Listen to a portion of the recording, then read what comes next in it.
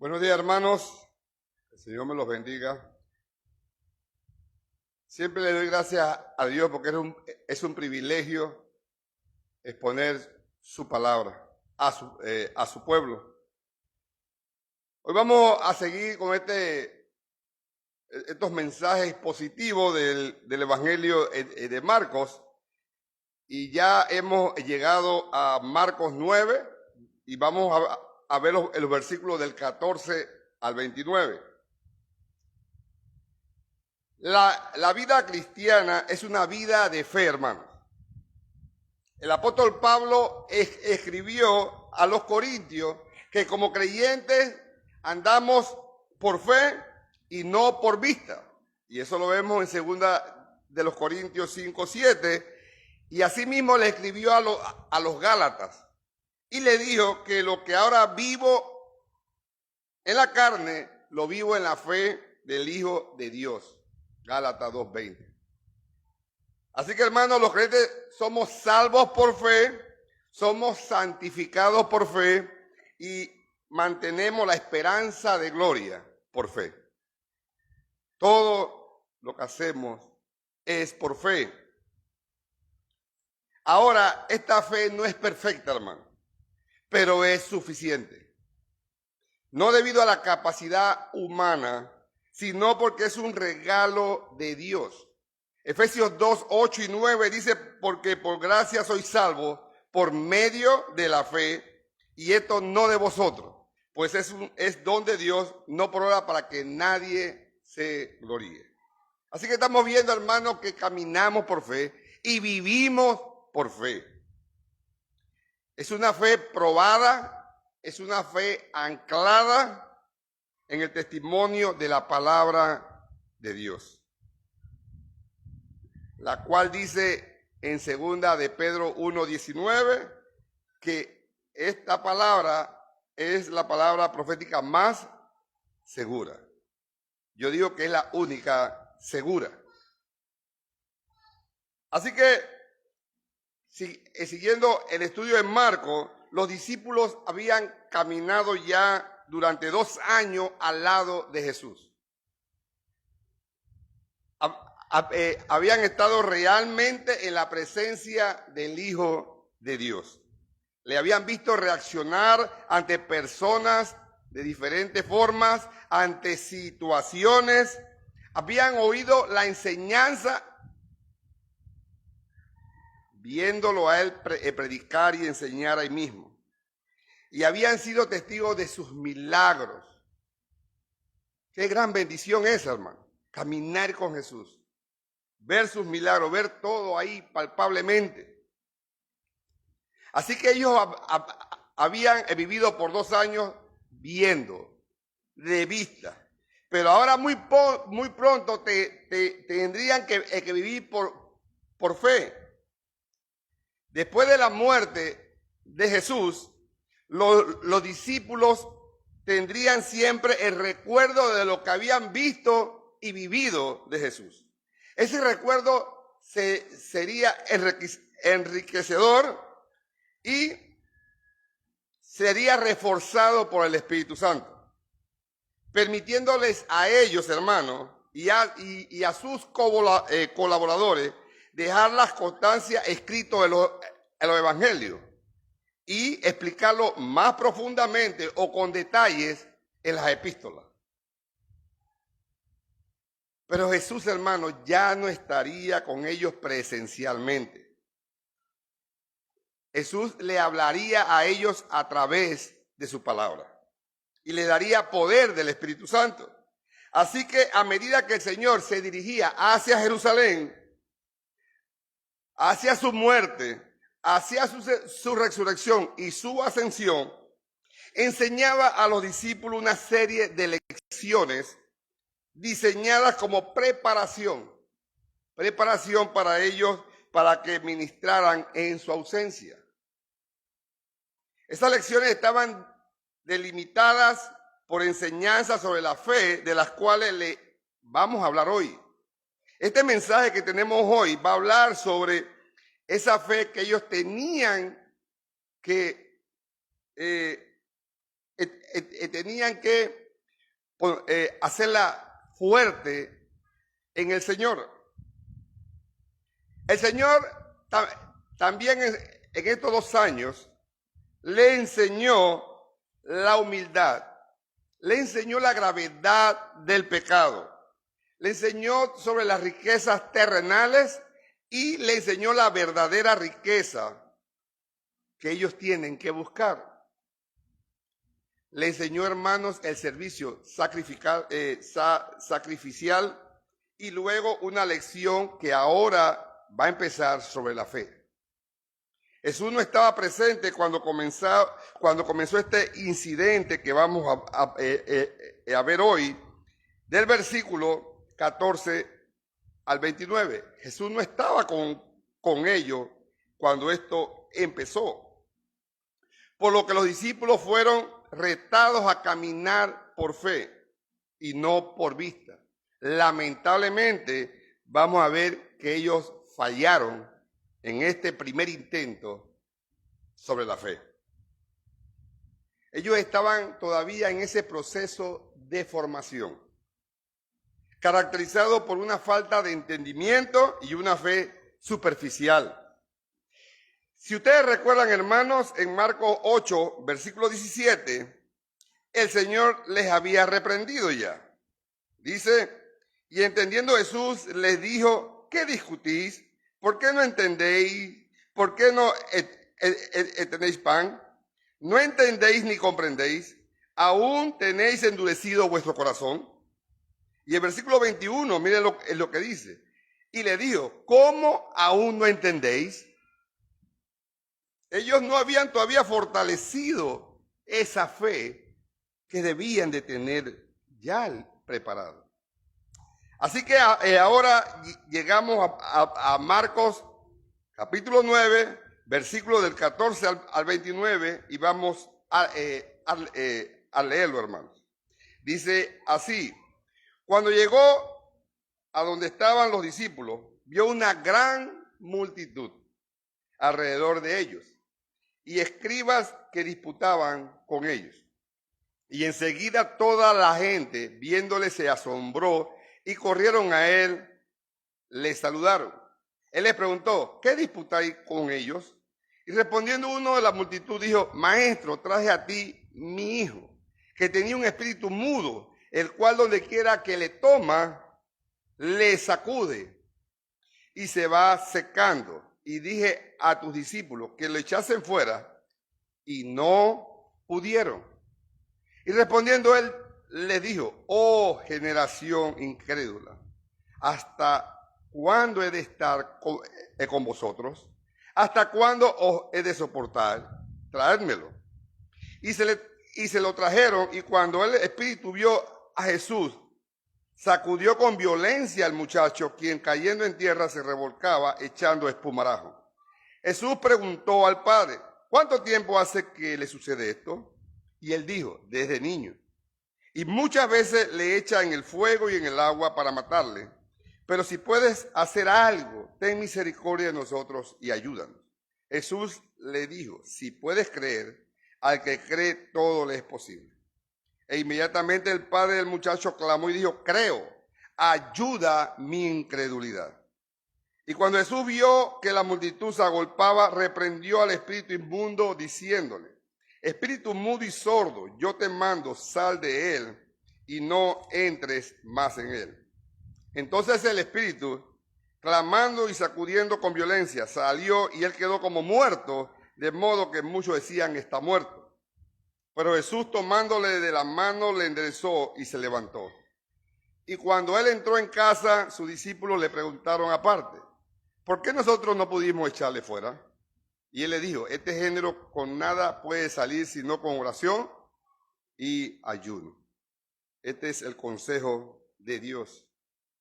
Así que, hermano, he titulado este mensaje, Ayuda en la incredulidad. Ayuda en la incredulidad. La semana pasada el pastor Edgardo nos trajo los primeros 13 versículos del capítulo 9, donde nos habló sobre la transfiguración, de nuestro Señor Jesucristo. En esta porción de Marcos que acabamos de leer, vemos que Marcos usó 16 versículos sobre este acontecimiento. Pero también hay dos pasajes paralelos sobre este acontecimiento que está en Mateo capítulo 17 del 14 al 20 y en Lucas 9 del 37 al 45. Estos son los dos evangelios que tienen esta misma porción paralela a Marcos. Ahora, el que lo explica mejor es Marcos. Los otros dos evangelios usan muy pocos versículos, pero Marcos escribe 16 versículos para este acontecimiento. Así que el relato de Marcos es más detallado y se cree que está más detallado porque la fuente de Marcos para escribir el evangelio en su mayoría fue el apóstol Pedro. Así que gran parte de ese material que escribió Marcos fue dictado por el apóstol Pedro, y así que se cree que él proporcionó mucho más detalles a Marcos, y en especial en este acontecimiento. Este episodio, hermano, sucedió en el momento cuando ellos bajaban del monte, cuando Jesús estuvo en la transfiguración. Y aquí vamos a ver unos contrastes de estos dos sucesos sorprendentes. La transfiguración sucedió en un monte. Este incidente ocurrió abajo en un valle. En la transfiguración hubo gloria. En este incidente hubo sufrimiento. En la transfiguración Dios dominó el escenario. Aquí en este acontecimiento Satanás fue el que lo hizo. En la transfiguración el Padre Celestial fue complacido. En este incidente el Padre terrenal estaba atormentado. En la transfiguración había un hijo perfecto, pero en este incidente había un hijo perverso. En la transfiguración, hombres caídos quedaron en santo asombro.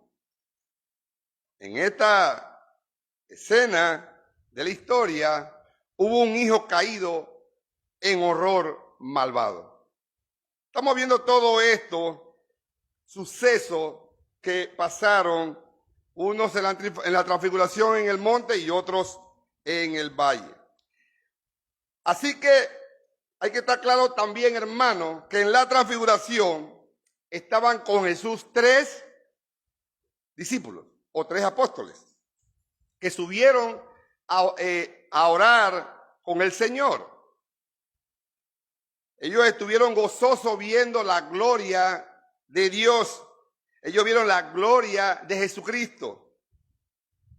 Ellos vieron cómo el Señor cambió de aspecto y empezó a brillar como una luz delante de sus ojos.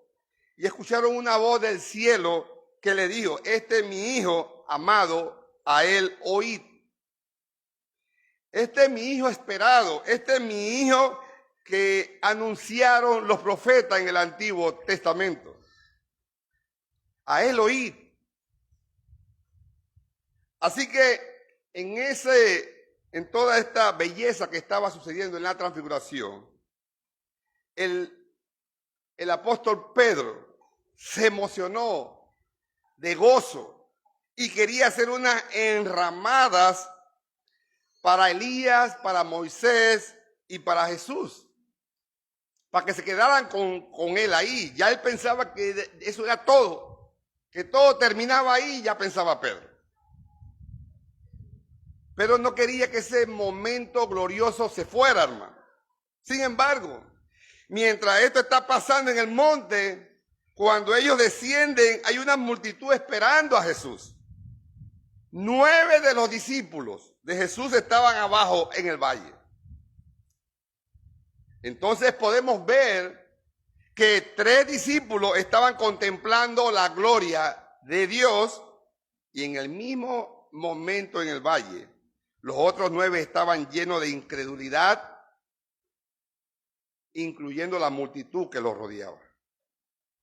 Mientras en el monte, hermano, había luz y gloria, acá en el valle había desolación y dolor. Mientras en el monte había santidad, en el valle abajo había maldad. Satanás estaba haciendo de las suyas. Mientras el Padre estaba alentando a los discípulos que escucharan a Jesús, a su Hijo, abajo estaba el demonio mismo controlando y haciendo sufrir a este pobre joven. Es un contraste lo que está pasando allí. Este texto que leímos, hermano, que vamos a estudiar, nos da el aliento porque lo que está sucediendo con este joven que está poseído por un demonio nos va a ayudar. El Señor nos va a enseñar a sus discípulos a depender absolutamente de Él y no a sus propias capacidades. Este es el argumento y el mensaje que tengo para hoy, en esta mañana, hermano. Tenemos que depender de Jesús. Es necesario que dependamos de Jesús. Es la única manera, hermanos amados, de vencer la incredulidad. Dependiendo totalmente de Jesús. Este texto, hermano, de 16 versículos, lo he dividido en 5 encabezados. El primer encabezado va a ser del versículo 14 al 18 y le puse posesión demoníaca. El segundo es del 18, la mitad del 18, el 18b hasta el 19 y le puse la perversidad de los discípulos. El tercero es del versículo 20 al 24, súplica desesperada. El cuarto es del 25 al 27, poder divino. Y el quinto es del 28 al 29, es oración determinante. Así que vamos a empezar con el primer encabezado, del versículo 14 al 18, y se los leo. Cuando llegó a donde estaban los discípulos, vio una gran multitud alrededor de ellos, y escribas disputaban con ellos. Dice que cuando regresaron a donde estaban los otros discípulos, es decir, hay 9 discípulos abajo, llama la atención precisamente esta expresión, hay una gran multitud. O sea, no hay poquita gente, hay mucha gente con los discípulos.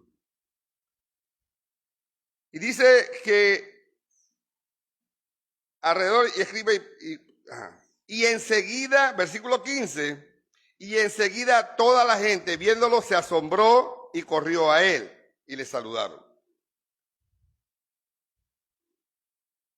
Yo no sé cuántos recordarán más de mi tiempo cuando aquí, no sé si a Panamá vinieron porque no me acuerdo, de los menudos.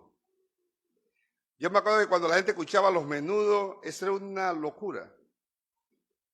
Más las muchachas en esos tiempos, era algo fuera de orden. Entonces, cuando estaba leyendo esto y dice, y enseguida toda la gente viendo a Jesús se asombró, me imaginé eso. La gente corriendo donde Jesús. Corriendo donde Jesús cuando ven a Jesús. Muchos comentaristas creen que Jesús, si ustedes recuerdan en el Éxodo, cuando Moisés baja del cerro, del monte de Sinaí, viene con un resplandor en el rostro. Y muchos piensan que Jesús venía de esta forma. Pero yo no creo eso, hermano. Yo creo que no fue eso. Esa apreciación que la gente tiene, no la comparto. Porque si vamos al versículo 9 de Marcos 9, miren lo que dice. Y descendiendo ellos del monte, les mandó que a nadie dijesen lo que había visto, sino cuando el Hijo del Hombre hubiese resucitado a los muertos. Así que si él le dice a los 3 discípulos, no digan nada, él no trae ni una seña que viene de ese lugar tan especial de la transfiguración. Él viene normal. Lo que yo creo, hermano, es que la fama de Jesús ya estaba por todos lados. Podemos ver lo que está sucediendo en el lugar. Hay un muchacho endemoniado, 9 discípulos no pueden sacar a este demonio. Así que cuando ellos ven a Jesús, ya está resuelto todo y corren ante Jesús, conociendo todos los milagros que él había hecho.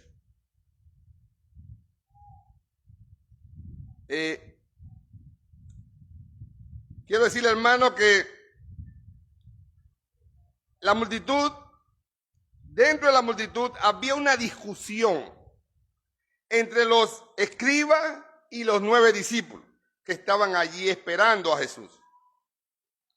Recordemos que los escribas eran como los abogados de la ley. Ellos estaban pendientes para señalar a Jesús y juzgarlo. Así que ellos aprovecharon que los discípulos estaban solos y los ridiculizaron. Miren lo que dice el versículo 14. Dice, vio una gran multitud alrededor de ellos y escribas que disputaban con ellos. Versículo 15, y enseguida toda la gente viéndolos asombró y corrieron a él y le saludaron. Así que cuando Jesús y los 3 apóstoles llegaron al valle, las personas lo divisaron desde lejos.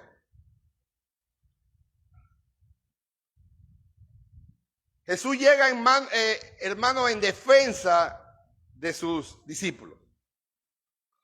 Y Jesús les pregunta en versículo 16, ¿qué disputáis con ellos? A veces nosotros perdemos el tiempo discutiendo cosas que no tenemos que discutir. Y Jesús le está diciendo a ellos, ¿qué disputáis con ellos? En otras palabras le está diciendo que discuten con ellos. Quiero decirle, hermano, que los discípulos no le respondieron a Jesús. Quizás porque tenían miedo, porque evidentemente no pudieron sacar al demonio. Le fue inútil. Tampoco los escribas le respondieron a Jesús porque, claro, le tenían miedo a Jesús. Ellos sabían quién era Jesús y no se atrevieron a decirle nada a Jesús. El Señor pregunta a los discípulos, porque creo que fue a los discípulos que preguntó. Aunque él hizo la pregunta abiertamente a todos los que estaban ahí, pero creo que más era a sus discípulos. ¿Qué disputáis con ellos? Así que ellos no respondieron. Ellos no tienen una respuesta. Pero el Padre, hermano, el Padre sale de tanta gente y grita. Describe lo que está sucediendo en ese lugar.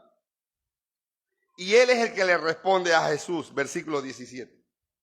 Y respondiendo uno de la multitud dijo, Maestro, traje a ti mi hijo que tiene un espíritu mudo, el cual donde quiera que le toma, le sacude y echa espumarajo y cruje los dientes.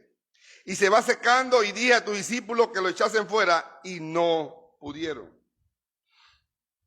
Vamos a ver lo que dice Mateo sobre este acontecimiento. Mateo 17, 14.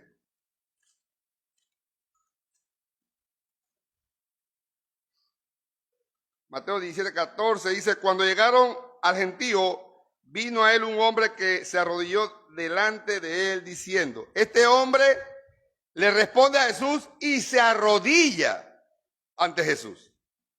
Vamos a ver lo que dice Lucas 9:38 ahora. Lucas 9:38 dice, he aquí un hombre de la multitud clamó diciendo, Maestro, te ruego que veas a mi hijo, pues es el único que tengo. Maestro, te ruego que veas a mi hijo. Lo importante es que él clama, dice. Él sale de la multitud y clama. Él grita. Entonces estamos viendo ahora, sacando algo de los 3 versículos, estamos viendo que él, el que responde es el Padre, se arrodilla ante Jesús y clama. Él grita por su Hijo. Versículo 18 de Marcos 9. El cual donde quiera que le toma, le sacude y echa espumarajo y cruje los dientes y se va secando. Y dije a tus discípulos que los echasen fuera y no pudieron. Aquí había una situación que los discípulos no habían podido manejar, lo cual los llevó a un silencio vergonzoso. Ellos tienen que callar, ellos no pueden responderle a Jesús, porque estaban siendo ridiculizados por los escribas ante una gran multitud. Quiero decirte, hermano, que cuando tú eres ridiculizado por el pecado ante el mundo, tú estás ofendiendo a Dios con tu pecado.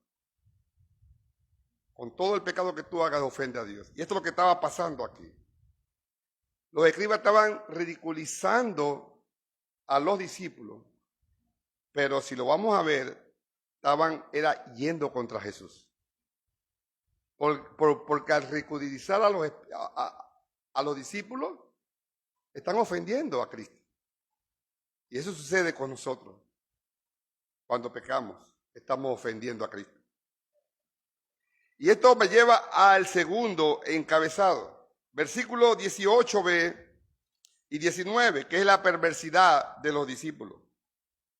Los discípulos, hermanos, sentían que estaban siendo objeto de burla de los escribas frente a la multitud. Es como si estuvieran cuestionando el poder de Jesús delante de todo. Y era una escena bastante vergonzosa y triste, hermano. Porque este padre está totalmente angustiado. Este padre de este muchacho está angustiado. Pero ¿ustedes creen que a los escribas le importa eso? A los escribas no le importa el dolor del padre.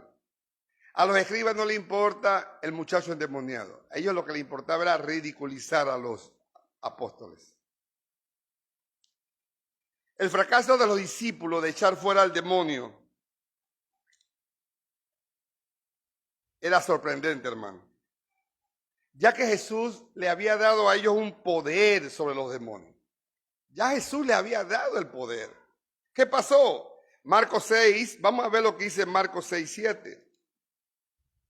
Marcos 6:7 dice: después llamó a los 12 y comenzó a enviarlos de 2 en 2 y le dio autoridad sobre los espíritus inmundos. ¿Se acuerdan cuando estudiamos esto? Ellos gozaban cuando regresaron porque, oiga, hemos sacado demonios. Y ahí mismo en el versículo 13, y echando fuera muchos demonios, y ungían con aceite a muchos enfermos y los sanaban. Así que ellos tuvieron éxito en Marcos 6. ¿Qué pasó en Marcos 9? Ahora viene la amonestación de Jesús. Versículo 19 a ellos. Miren lo que dice el versículo 19 de Marcos capítulo 9, versículo 19. Dice: y respondiendo les dijo: oh generación incrédula, ¿hasta cuándo he de estar con vosotros? ¿Hasta cuándo os he de soportar? Traédmelo. Él está hablando a sus discípulos, no al gentío. Él está hablando a sus discípulos, que son un montón de incrédulos.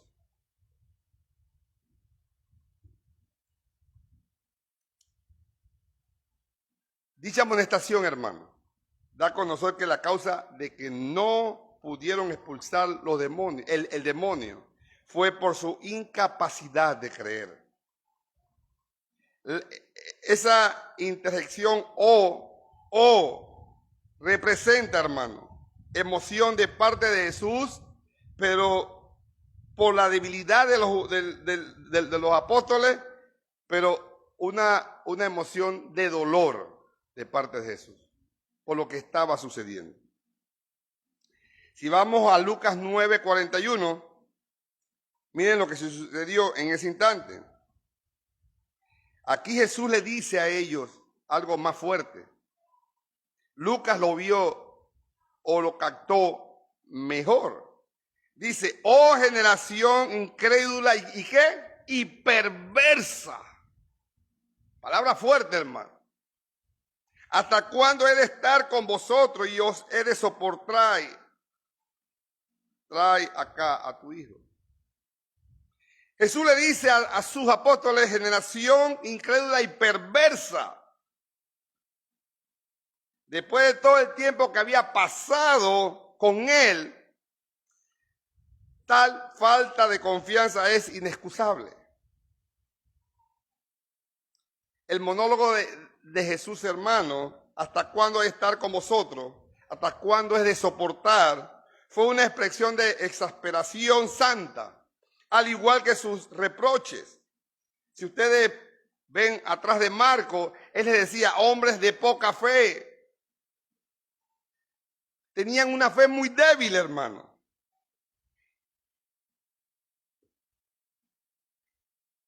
¿Qué les pasaba a los discípulos? Yo creo, hermano, que los discípulos en Marcos 9 se apoyaron de su propia fuerza. Como ellos tuvieron éxito en el capítulo 6, ellos quizás pensaron, no necesitamos más nada, si ya lo tenemos todo. Ya pudimos hacerlo, podemos hacerlo sin Cristo. No es necesario más nada. Quizás ellos pensaron eso. Y así mismo a nosotros nos pasa a veces. Si en un momento nos fue bien en algo, a la segunda vez ya no nos importa ni a oración, ni buscar a Dios en oración, ni buscar la palabra, porque si lo hicimos una vez podemos hacerlo otra vez, sin Cristo. Y yo creo que eso fue lo que pasó con los apóstoles. Se sintieron realizados, ya no necesitamos más nada. Si lo hicimos, ya lo podemos hacer de nuevo. Es probable, hermano, que este hombre o este joven tenía muchas cicatrices, quemaduras. Dice que el padre sufría mucho por este niño porque el demonio siempre quería matarlo en el fuego o en el agua. Así que creo, hermano, que este joven tenía un aspecto lamentable y doloroso. Y esto nos lleva al tercer encabezado, versículo 20 al 24. Súplica desesperada. A la respuesta de la orden del Señor, vemos el versículo 20. Cuando él dice, traédmelo. Y se lo trajeron, y cuando el Espíritu vio a Jesús, sacudió con violencia al muchacho, quien cayendo en tierra se revolcaba echando espumarajo. Es como que este demonio, hermano, quisiera demostrar su poder y su control ante Jesús. Pero el Hijo de Dios no se escandalizó, hermano, por esta situación. A pesar que este muchacho se estaba revolcando y estaba tirado en el piso, Jesús no se escandalizó. En cambio, él le hace una pregunta al Padre en el versículo 21. Jesús preguntó al Padre, ¿cuánto tiempo hace que le sucede esto? Y él dijo, desde niño.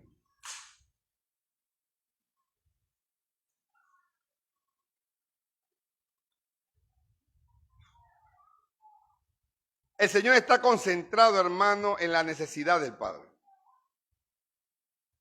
Y por eso le pregunta al Padre. Esta demostración que el demonio está haciendo con este muchacho. El Señor le pregunta al Padre, oye, ¿desde cuándo está sucediendo esto? ¿Desde cuándo este demonio está atormentando a este muchacho?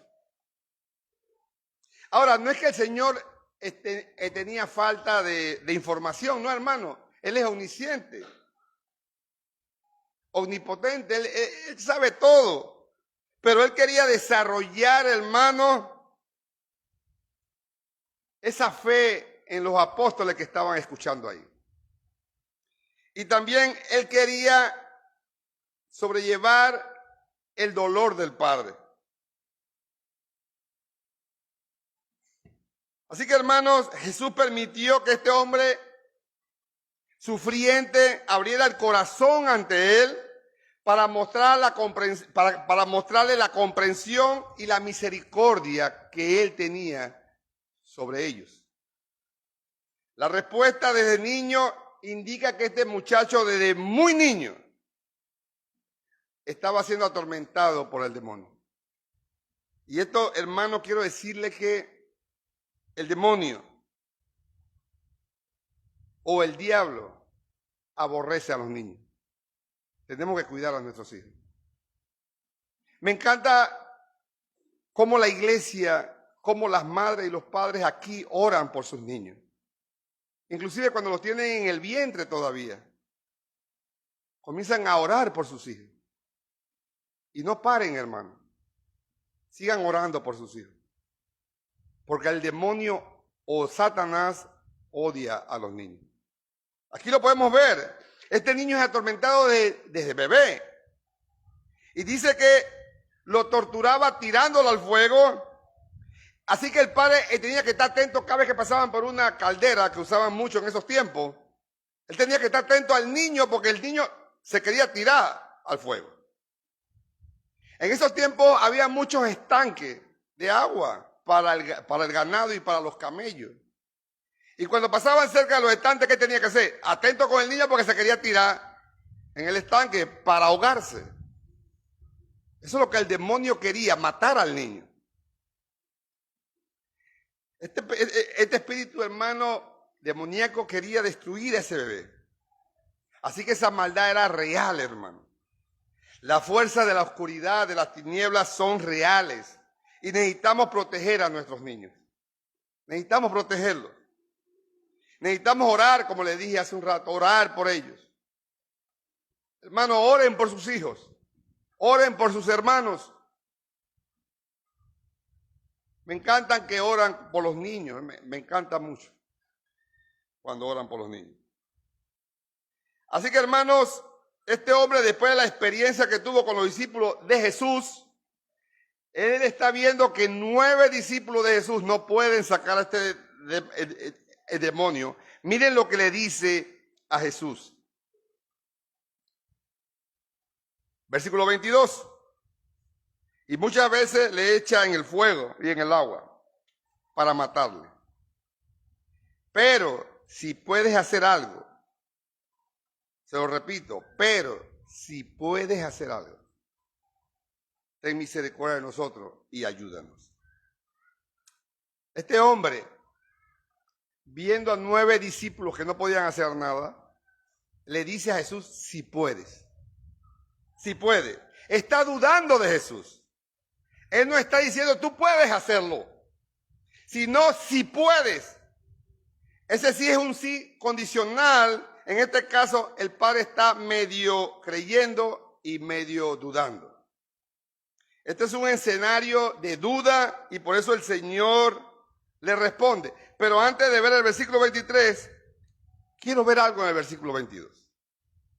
¿Cuántos de nosotros a veces en medio de las tribulaciones tenemos dudas? ¿Cuántos? Quiero decirles que yo creo que todos. Hasta mí, hermano.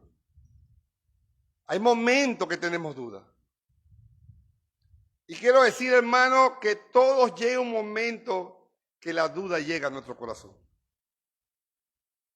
Por eso es necesario usar los medios de gracia. Porque tenemos que luchar con la duda. Este hombre tiene duda. Y Jesús le responde en el versículo 23. Jesús le dijo, si puedes creer, al que cree todo le es posible. Si puedes creer. no era una duda, sino una exclamación de sorpresa a la luz de un amplio ministerio de sanar enfermos y expulsar demonios. ¿Cómo podía este hombre tener duda cómo podía tener duda de la capacidad de Jesús si habían escuchado todo lo que el Señor había hecho por 2 años? Esta declaración que Jesús le da al que cree todo lo es posible es la lección que quería él enseñar a sus discípulos. Él quería enseñarle, a pesar que él estaba hablando con el padre del muchacho, él está enseñando, él está dando una lección a sus discípulos. Para el que cree todo le es posible, y eso es lo mismo que nos está enseñando a nosotros, iglesia. Para el que cree todo le es posible. El Señor había hablado en Marcos sobre la importancia de la fe. Vamos a ver rapidito Marcos 5:36, que dice: pero Jesús, luego que oyó lo que se decía, dijo al principal de la sinagoga: no temas, cree solamente. Y no fue la última vez en Marcos 9, sino más adelante, en Marcos 11, también él va a tocar el tema de la fe. Marcos 11:22, él también toca el tema de la fe y dice así: respondiendo Jesús le dijo: tened fe en Dios. Así que el tema de la fe no solo termina en Marcos 9, sigue adelante. La lección de que la fe es esencial para acceder al poder de Dios se aplica a toda la gente que estaba ahí. Todos estaban escuchando eso. Todos estaban escuchando. El Padre estaba luchando por creer, y los discípulos, cuya fe débil y vacilante, tenían que entenderlo. El que cree todo le es posible. Pero lamentablemente, hermano, este es un versículo que ha sido mal interpretado en estos tiempos. La gente ha agarrado este versículo: si puedes creer, al que cree todo es posible. Ellos creen que Dios le va a dar un carro. Ellos creen que Dios le va a dar una casa. Dios no está hablando de eso aquí. Jesús no está hablando de nada de eso. Es creer en Él, en su poder. Es creer que Él es el Hijo de Dios, que puede perdonar los pecados. De eso está hablando el Señor aquí. Así que este hombre, versículo 24, miren lo que dice: e inmediatamente el padre del muchacho clamó y dijo: creo. Y viene algo importante ahora: creo, ayúdame, ayuda mi incredulidad. Ayuda mi incredulidad. Él fue sincero para admitir que aunque creía en el poder de Jesús, luchaba con la duda. Y nosotros, hermanos, debemos estar claros con esto. Cuando la duda llega a nuestras vidas, tenemos que decir: Señor, ayuda a mi incredulidad. Ayúdame. Tenemos que ser sinceros como este hombre. Así como él suplicó para que Jesús liberara a su hijo del demonio, así también rogó a Jesús para que lo ayudara en su incredulidad.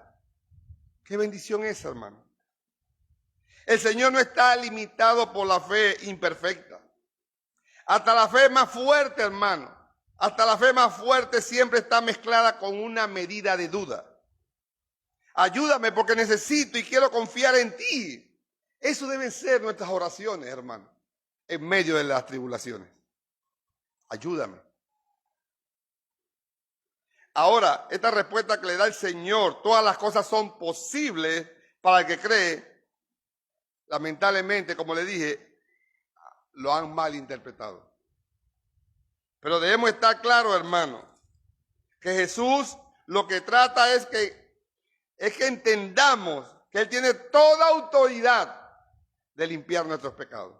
Él tiene toda la autoridad porque Él es el Hijo de Dios.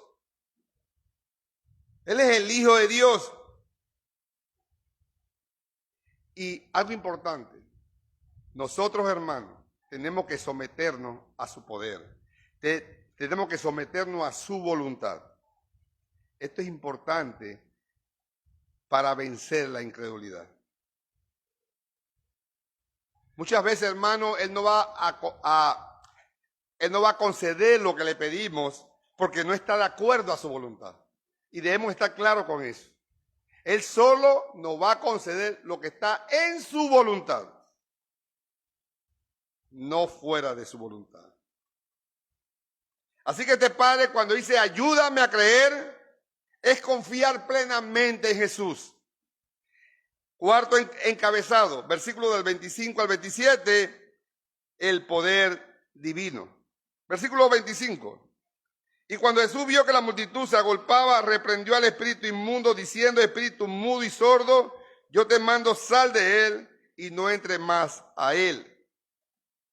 Cuando Jesús ve, hermanos, que la multitud se agolpaba, llegaba donde él estaba, él terminó la conversación y se puso a actuar de una vez. El Señor misericordioso quiso evitar mayor vergüenza al angustiado padre y al atormentado hijo. Su enfoque estaba en instruir a sus discípulos. Ese era el enfoque de él. Así que cuando él,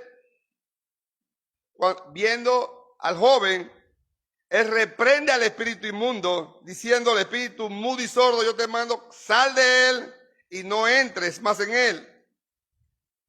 La Biblia dice que el demonio dejó al muchacho inmediatamente. Vamos a ver qué dice Mateo 17, 18 sobre este caso. Mateo 17, 18. Y reprendió Jesús el demonio, el cual salió del muchacho, y éste quedó sano desde aquella hora. Pero antes de salir, ahora citamos nuevamente en Marcos 9, versículo 26. Entonces el espíritu, clamando y sacudiéndole con violencia, salió, y él quedó como muerto, de modo que muchos decían, está muerto. El demonio, antes de salir, quiere que vean que él tiene poder. Y sacude a este muchacho y lo tira contra el suelo. Y el muchacho quedó como muerto. Y muchos de los que estaban ahí, hermano, decían, está muerto. Quedó como muerto ahí tirado. Pero dice el versículo 27, pero Jesús tomándole de la mano, lo enderezó y se levantó. Qué bello, hermano. Jesús, lleno de ternura y de clemencia, lo tomó de la mano hasta ponerlo en pies. Entonces este joven se levantó. Y dice Lucas, vamos a ver Lucas 9:42, dice Lucas 9:42, y mientras se acercaba al muchacho, el demonio lo derribó y le sacudió con violencia, pero Jesús reprendió al espíritu inmundo y sanó al muchacho y se lo devolvió a su padre. El muchacho es devuelto a su padre. El Señor ordenó que el Señor ordenó, porque Él tiene la autoridad sobre el mundo sobrenatural. Solo le bastó su palabra para que este demonio saliera del joven inmediatamente. Esto me lleva a veces a pensar, ¿qué sucede en las iglesias hoy? Porque mucha gente se comporta como este muchacho. Caen al suelo, se revuelcan, tiran baba por la boca y muchos dicen, está lleno el Espíritu Santo. ¿Será eso?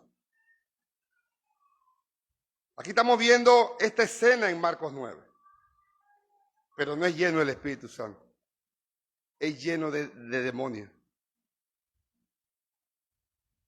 Tengamos cuidado qué creemos, hermano. Esto me lleva al último encabezado del versículo 28 al 29, la oración determinante. Más tarde dice que cuando él entró en casa, sus discípulos le preguntaron aparte, ¿por qué nosotros no pudimos echarle fuera? Se cree, hermano, que después de él irse de ese lugar, de ese valle, él llega a Cesarea de Filipo, a una casa. Y sus discípulos ahí le preguntan, ¿por qué nosotros no pudimos echarle fuera?